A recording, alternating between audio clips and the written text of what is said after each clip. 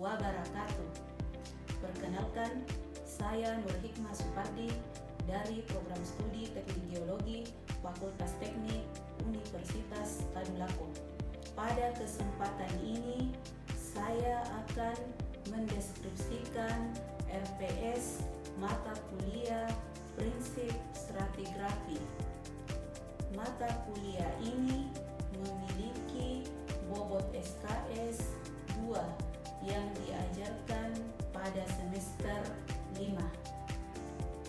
Adapun capaian pembelajaran mata kuliah terdiri dari 1. Mampu menjelaskan konsep dasar stratigrafi. 2. Mampu mengidentifikasi karakteristik batuan di lapangan untuk dikelompokkan dalam pengelompokan batuan secara persisten. 3. Mampu menganalisis data-data stratigrafi. 4. Mampu menerapkan prinsip-prinsip stratigrafi dalam pengaplikasiannya di bidang geologi. Sub CPMK mata kuliah ini terdiri dari 1. Mampu menjelaskan ruang lingkup ilmu stratigrafi dan hukum stratigrafi. 2. Mampu mengidentifikasi dan mengklasifikasikan batuan berdasarkan litostratigrafi, litodemik, stratigrafi gunung api, biostratigrafi, dan kronostratigrafi. 3. Mampu mengidentifikasi fase sedimen dan menganalisis lingkungan pengendapan. 4. Mampu menganalisis prinsip dasar pembagian sekuen dan sistem track. 5. Mampu mengolah dan menganalisis data pengukuran stratigrafi terukur. 6. Mampu merancang peta geologi suatu wilayah dan menginterpretasi sejarah geologinya. Bentuk pembelajaran yang digunakan dalam mata kuliah ini adalah ceramah interaktif, diskusi atau tanya jawab, dan presentasi. Adapun metode pembelajaran perkuliahan ini adalah problem based learning, project based learning, dan inquiry based learning. Problem based learning digunakan pada materi stratigrafi terukur dan kolom stratigrafi. Project based learning digunakan pada materi pembuatan peta geologi dan interpretasi sejarah geologi. Inquiry based learning digunakan pada materi konsep dasar stratigrafi meliputi hukum stratigrafi dan pengklasifikasian batuan. Media pembelajaran yang digunakan terdiri dari siakat, email, YouTube, PowerPoint, quizzes, dan WhatsApp group. WhatsApp group ini digunakan untuk komunikasi. Aplikasi tersebut digunakan pada saat perkuliahan, pemberian tugas, kuis, dan presentasi. Selanjutnya, untuk penilaian ada 3 aspek yang dinilai, yaitu aspek kognitif, aspek afektif, dan aspek psikomotorik. Aspek kognitif dinilai dari pembuatan tugas. Aspek afektif dinilai dari aktivitas perkuliahan dan diskusi. Dan aspek psikomotorik dinilai dari pembuatan tugas dan teknik presentasi. Adapun bobot penilaian sebagai berikut. Kehadiran 10%, tugas 20%, case method 25%, team based project 25%, UTS atau UAS 20%. UTS atau UAS dapat digantikan oleh case method atau team based project. Demikianlah deskripsi RPS untuk mata kuliah Prinsip Stratigrafi. Selanjutnya akan dilakukan pembelajaran mata kuliah prinsip stratigrafi pada pertemuan kelima. Assalamualaikum warahmatullahi wabarakatuh. Waalaikumsalam warahmatullahi wabarakatuh. Dan selamat pagi ya. Pagi. Bagaimana kabarnya hari ini? Baik. Ya, hari ini kita akan melanjutkan materi mata kuliah prinsip stratigrafi. Jadi hari ini adalah pertemuan ke-5 ya. Nah, materi hari ini adalah biostratigrafi. Namun sebelum lanjut ke materi biostratigrafi, minggu lalu kan kita sudah bahas materi litostratigrafi. Nah, ada yang masih ingat tentang litostratigrafi? Bu, Ya, Sabrina. jadi litostratigrafi itu merupakan penggolongan batuan berdasarkan ciri litologinya, Bu, dan hubungannya secara vertikal. Ya, jadi penggolongan batuan secara bersistem di permukaan bumi berdasarkan atas ciri litologinya. Nah, itu adalah definisi litostratigrafi. Nah, hari ini kita masuk ke materi biostratigrafi.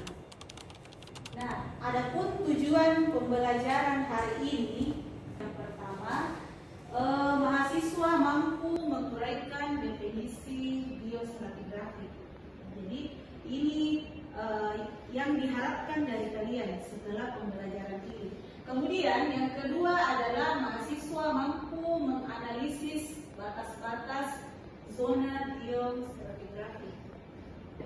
Yang ketiga, mahasiswa mampu mengklasifikasikan batuan di permukaan bumi berdasarkan biostratigrafi. Nah, kita masuk ke materi yang pertama, yaitu definisi biostratigrafi. Nah, apa itu biostratigrafi? Nah, biostratigrafi adalah penggolongan tingkat dan jenis satuan biostratigrafi. Jadi sama dengan litostratigrafi, biostratigrafi itu punya tingkatan-tingkatan juga. Nah, satuan dasar biostratigrafi itu disebut dengan zona atau biozona. Ini ada dalam sandi stratigrafi ya. Nah, ada 5 zona yang digunakan dalam biostratigrafi. Nah, ini menurut sandi stratigrafi Indonesia tahun 2023. Jadi ada 5 ya. Yang pertama apa? Zona kisaran. Nah, yang kedua Zona selang. selang. Yang ketiga Zona sisian. Ya, yang keempat Zona kumpulan. Yang terakhir Zona kelimpahan. Ya, jadi ada 5 zona. Kemudian kita bahas satu persatu ya. Yang pertama itu adalah zona kisaran. Nah, kisaran ya. Zona kisaran itu adalah tubuh lapisan batuan yang dicirikan oleh kehadiran takson tertentu. Nah, apa yang dimaksud takson di sini? Tentunya fosil. Nah, bagaimana cara menentukan batas zonanya? Nah, coba diperhatikan gambar di atas. Nah, ini Ibu ambil di Sandi Stratigrafi Indonesia tahun 2023.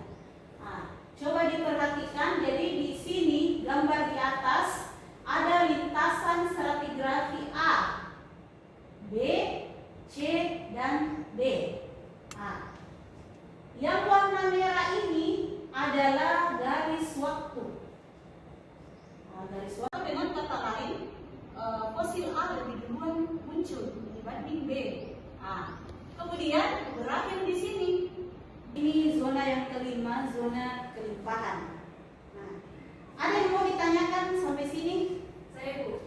Ya, silakan Miranti. Kan ada 5 zona ini, Bu. Zona yang mana kayak yang umumnya digunakan untuk penarikan umur gitu. Ya, penarikan umur ya. Nah, ada 5 zona. Bagus pertanyaannya ya, bagus pertanyaannya Miranti. Jadi ada 5 zona memang. Nah, pertanyaan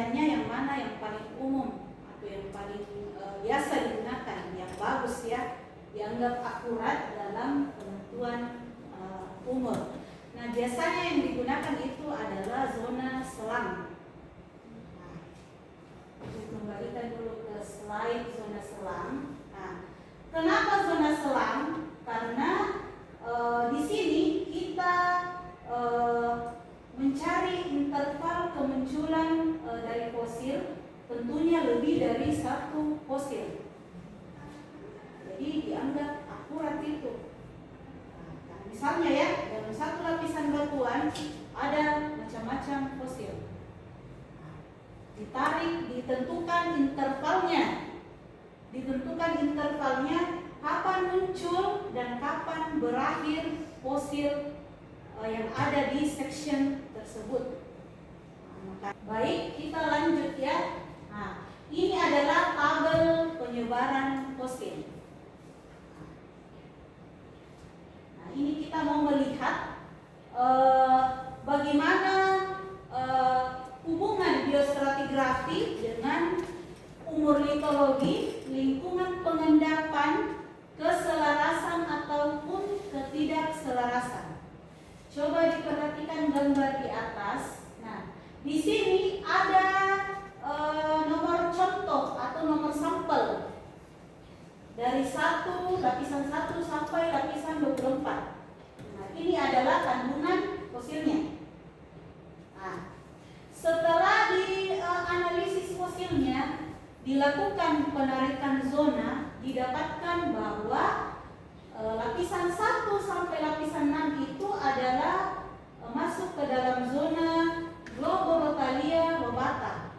Nah, itu umurnya N11. Nah, lanjut ke atas sampai Globorotalia margaritae. Nah, itu umurnya N18 menurut zonasi Blow. Nah, setelah dilihat ternyata ada zona yang hilang. Nah, N berapa yang hilang di sini? 14.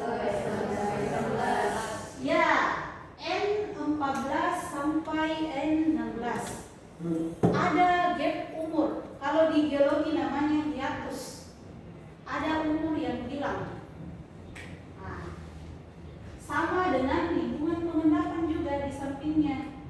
Nah, setelah dianalisis fosilnya, dilihat, ditarik dari bawah, kemudian tiba-tiba ada sesuatu di sini terputus. Nah, di N13 itu lingkungan pengendapannya itu lower batial.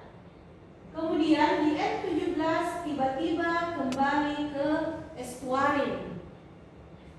Nah, jadi ada sesuatu di sini. Apakah terjadi sesar atau yang lainnya, sehingga menyebabkan N14 dengan N16 itu hilang atau tidak ada, terjadi hiatus. Nah, kalau seperti ini namanya apa? Selaras atau tidak selaras? Tidak selaras. Ya, tidak selaras. Nah, jadi apa hubungan biostratigrafi dengan umur, lingkungan pengendapan, dan keselarasan atau ketidakselarasan? Hubungannya adalah dari fosil ini, penarikan fosil, kita bisa tahu zonanya. Dari zona biostratigrafi kita bisa tahu umurnya. Bisa dipahami ya? Dari zona biostratigrafi kita bisa tahu lingkungan pengendapannya berdasarkan kandungan fosilnya. Nah, jadi setelah ditarik semua, dapat disimpulkan, oh, apakah selaras atau tidak selaras. Bisa dipahami ya? Nah, sekarang kita masuk ke diskusi kelompok. Nah, jadi dibagi 3 kelompok ya. Dibagi 3 kelompok, kemudian di sini ada beberapa fosil lengkap dengan umurnya. Jadi ditarik masing-masing fosil dilakukan penarikan Kemudian nanti ditentukan zonanya. Zona apa? Dan terakhir itu adalah ditahu umurnya. Ini inti dari pembelajaran hari ini. Jadi Ibu kasih waktu 3 menit ya untuk diskusi dengan temannya menentukan zona dan umurnya. Ya, silakan.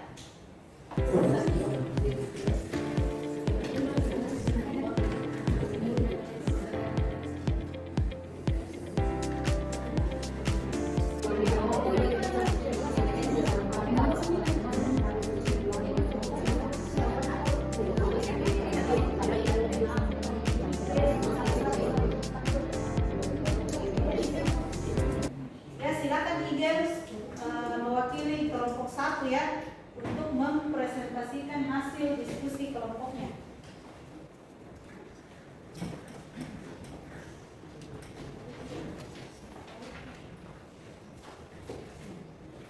Terima kasih atas kesempatan yang diberikan kepada kami kelompok 1. Saya di sini mewakili kelompok 1 untuk mempresentasikan hasil diskusi kami mengenai zona biostratigrafi dan dari beberapa fosil-fosil. Adapun hasil diskusi kami di sini untuk umur batuan yang kami dapatkan berdasarkan analisis fosil-fosil, yaitu adalah P17, di mana dicirikan dengan adanya kemunculan awal dari fosil Globigerina ampliapertura dan kemunculan akhir dari fosil Globigerina centralis. Ya. Baik, terima kasih kelompok 1 ya. Bagaimana kelompok 2 sama ya? Sama. Kelompok 3 juga? Sama. Sama. Alhamdulillah, berarti sudah dipahami ya. Coba dilihat, jadi ini tabel ya, tabel penarikan dari fosil tersebut tadi. Jadi ditarik mulai dari Hastidorina micra, itu ditarik dari P8 sampai P18 dan seterusnya sampai ke Globigerina soldarensis. Nah, setelah dilakukan analisis penarikan zona biostratigrafi, didapatkan bahwa umur dari lapisan batuan ini adalah P17 yang dicirikan oleh ini kemunculan awal. Coba diperhatikan kemunculan awal dari fosil Globigerina ampliapertura dan kemunculan akhir dari fosil Globolocalia centralis. Jadi umurnya adalah P17. Kalau misalnya kita tarik umur dari sini, benar tidak P13? Tidak, karena tidak ada fosil penciri di sini yang muncul ataupun yang berakhir. Bisa dipaham toh? Bisa dipahami ya? Bisa. Nah, lanjut ke kesimpulan materi. Jadi dari beberapa materi tadi, ada yang bisa menyimpulkan? Saya Bu. Ya, silakan Rifki. Jadi dari keseluruhan materi tadi dari awal sampai akhir itu, saya menarik kesimpulan bahwa biostratigrafi ini sendiri merupakan pengelompokan batuan atau tumbuh lapisan batuan ke dalam unit biostratigrafi berdasarkan dengan kandungan atau kelimpahan fosilnya. Kemudian dalam biostratigrafi ini digunakan beberapa zona atau biasa disebut dengan biozona. Itu dari ada zona kisaran, zona selang, kemudian zona silsilah, zona kumpulan, serta zona kelimpahan. Nah, kemudian untuk penarikan batas zonanya ini itu tergantung dengan kandungan fosil atau kelimpahan fosil yang dijumpai pada tubuh batuannya. Nah, kemudian yang terakhir, sebenarnya biostratigrafi ini sangat penting dalam penarikan umur, lingkungan pengendapan, serta nanti untuk mengetahui ketidakselarasan serta keselarasan antar lapisan batuan. Ya, sudah benar ya? Nah, untuk mengetahui sampai di mana pemahaman kalian tentang materi hari ini, jadi kita adakan kuis ya. Nah, kuisnya itu diisi melalui quizzes. Oke, ini dulu.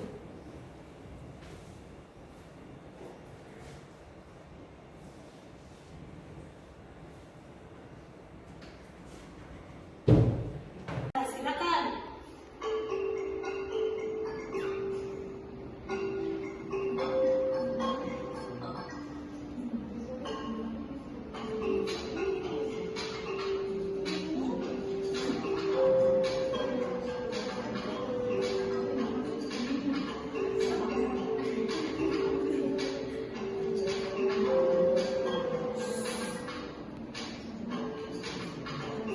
Ya.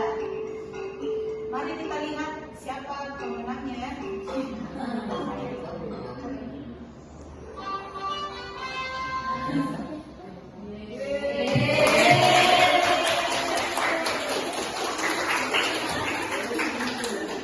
Dengan berakhirnya kuis tadi, maka pertemuan hari ini Ibu anggap sudah selesai.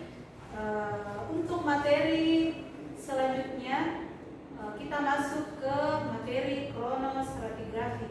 Jadi dibaca lagi sandi stratigrafinya maupun referensi yang lain.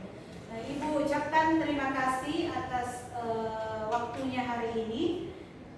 Mari kita berdoa, semoga apa yang telah kita pelajari hari ini bermanfaat dan bernilai ibadah bagi kita semua.